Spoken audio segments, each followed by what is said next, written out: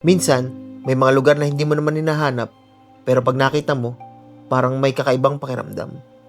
Tahimik, payapa, at parang may kwento sa bawat sulok nito.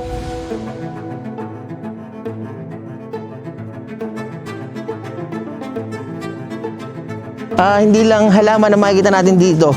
So meron dito mga pagalagalang, mga hayop tulad na lang nitong isang nasa harapan ng chapel. So yun. Pero bakit nga ba ito narito sa gitna ng tahimik na kabundukan ng Tanay? Hindi lang ito tungkol sa ganda ng lugar, kundi sa kwento ng lugar na ito. Muli niyo akong samahan habang pinapasyalan natin ang La Capella Chapel.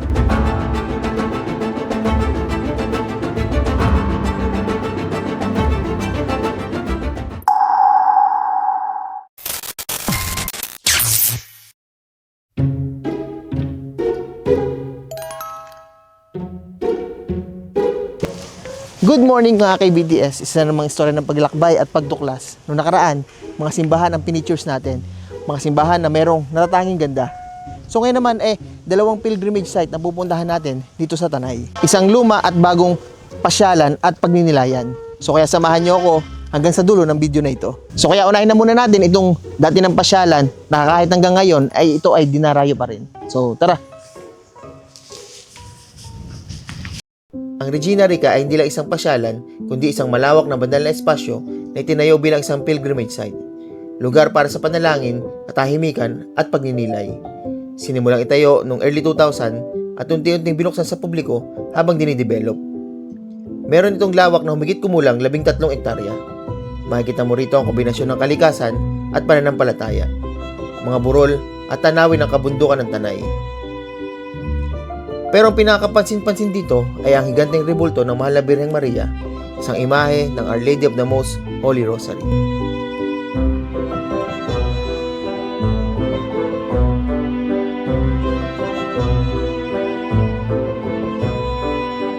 Nandito na tayo mismo sa imahe ng Our Lady of the Holy Rosary. So ito yung pinaka-highlight ng lugar na ito. At meron lang naman itong 71 feet ang taas. Dito pala sa loob ng imahe ay pwede kayong magdasal, magnilay-nilay, talagang katahimikan ang mararamdaman nyo sa loob. At bawal ditong magkumuha ng litrato o video.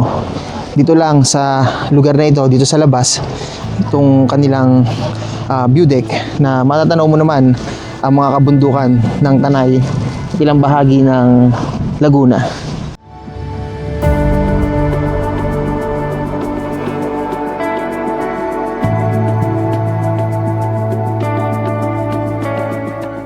Ma'am, ano pong pangalan niyo, ma'am? Marie po. Si Marie. So, ma'am, para saan po itong mga blocks na ito? Yung may mga footprint, may mga sulat ng pangalan. Yan po sir, yun na lang po yung pinaka-donation niyo po dito. Ano po kayo ng isang footprint, yan na lang po yung pinaka-donation. So, parang may ambag na kami dito. Yes po. Kumbaga. Ito naman po mga puno na ito, ma'am.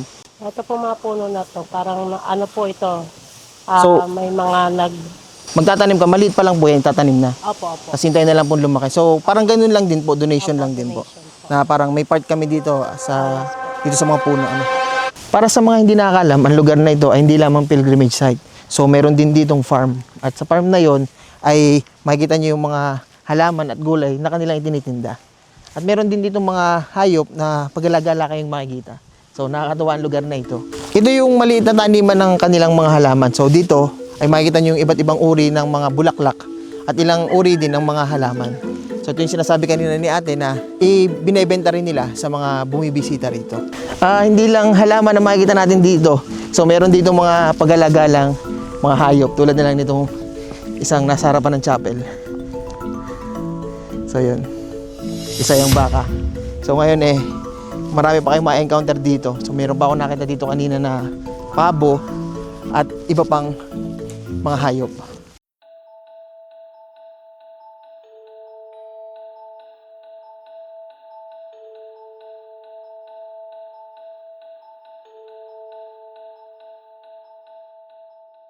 Kung nagbabalak nga pala kayong pumunta dito, ang schedule nila rito ay Wednesday to Sunday. So, libre yung entrance. Pero kapag pupunta kayo, gusto nyo talagang pumunta ng Monday, Tuesday at off kasi ng mga tao dito yun, magbabayad lang na kayo ng 100 pesos bawat isang tao. So, bibigay ko na lang din dito yung schedule ng misa nila kung balak yung magsimba dito sa Regina Rica.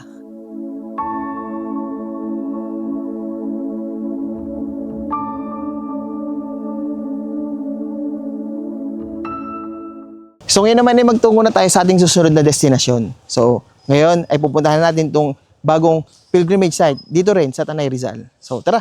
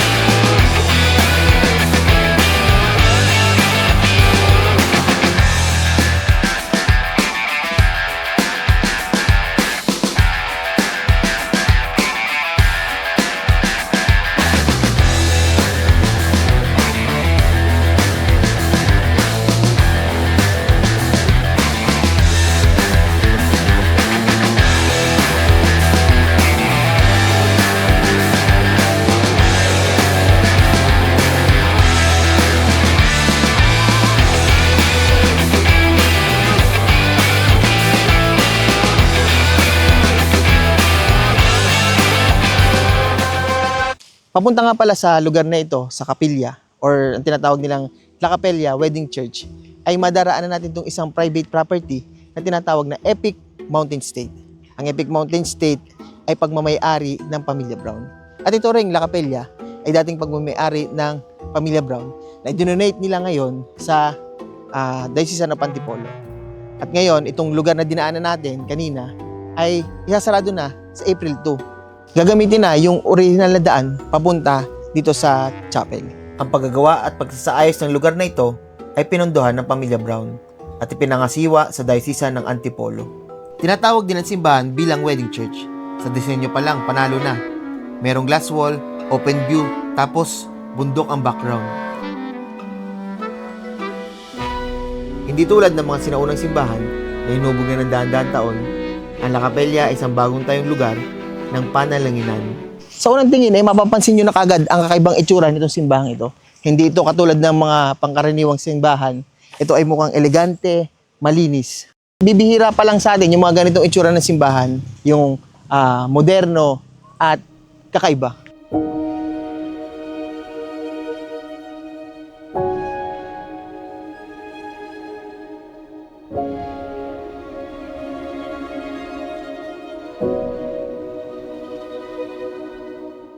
So ang lugar ngang ito ay dinonate ng Pamilya Brown at makikita naman natin dito sa lugar na ito ay dinidevelop pa.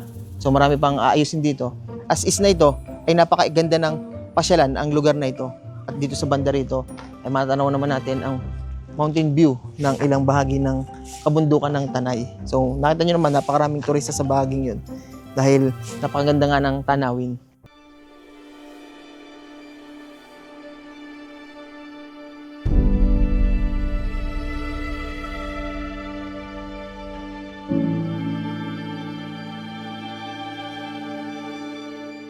So ngayon naman ay pupuntahan natin yung imahe, isang malaking imahe ni Mama Mary dito na kalintulad ni noon sa Regina Rica.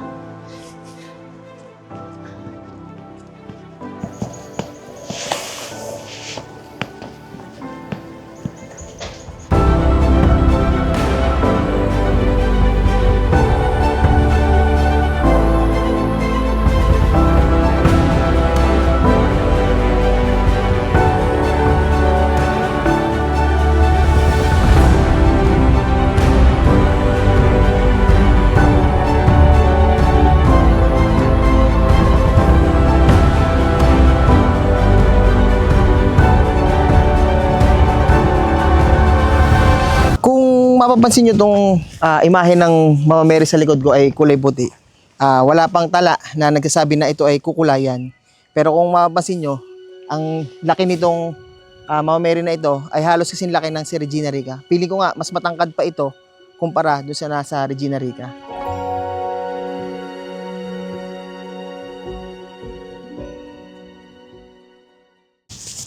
Tingnan nyo naman dito. So, kita na dito yung Mount Tagapo. Yung kabundukan ng Laguna. Yan, kita na ang Talim Island tsaka ang Laguna Lake.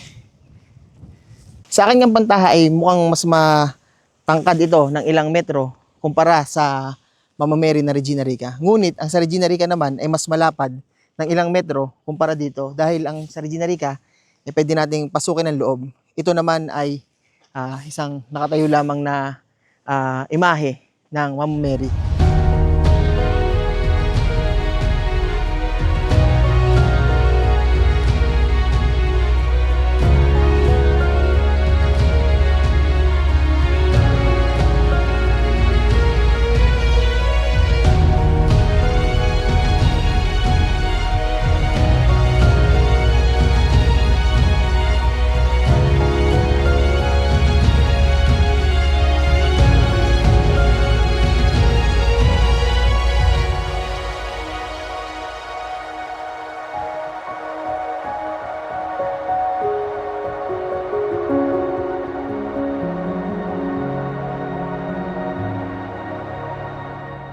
Kung nagbabalak pala kayong bumisita dito sa La Capella Wedding Church, ay open sila mula 6 a.m. hanggang 6 p.m. ng hapon. At kung gusto niyo namang umattend ng misa, ay meron silang mass every Sunday, 11 a.m. Napaka-special ang lugar na ito, nagbibigay ng kakaibang aura at vibes. At meron tong sariling katangian, nasa kagitnaan ng kabundukan, malayo sa syudad, at ingay ng mga sasakyan. Kasama mo ang kalikasan at ramdam mo ang ganda ng luntiang kapaligiran. At sa uli, hindi lang ganda ng kapaligiran ang ating may uuwi, kundi ang tatag ng pananampalataya at katahimikan ng ating puso at isipan. At kung gusto nyo masubaybayan ang ating mga paglalakbay at istorya ng kada lugar na ating pupuntahan, ay huwag nyo kalimutan na i-like ang video na ito at mag-subscribe. Muli, this is Kane Barry Travel Stories at ito ang storya ng aking paglalakbay. See you sa next vlog. Thank you!